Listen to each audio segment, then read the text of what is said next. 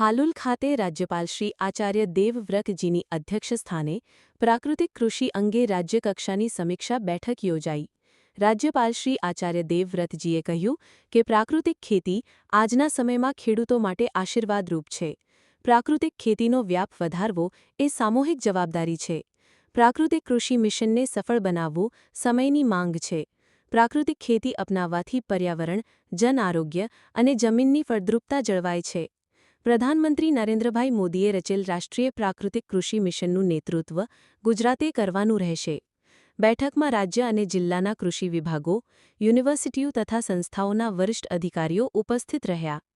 પ્રાકૃતિક ખેતી માટે દેશી ગાયોની સંખ્યા વધારવા, ગોબર, ગૌમૂત્ર, જીવામૃત, બીજામૃત જેવી સામગ્રી ઉપલબ્ધ કરાવવાના પ્રયાસો તથા ખેડૂતોને પ્રોત્સાહન આપવા સૂચનો. પ્રસંગે રાજ્યપાલશ્રીના હસ્તે યુનિવર્સિટીના દ્વિવાર્ષિક અહેવાલનું વિમોચન પણ થયું. હાલોલમાં યોજાયેલી આ બેઠકમાં પ્રાકૃતિક કૃષિનો વ્યાપ વધારવા માટે મહત્વપૂર્ણ માર્ગદર્શન અપાયું.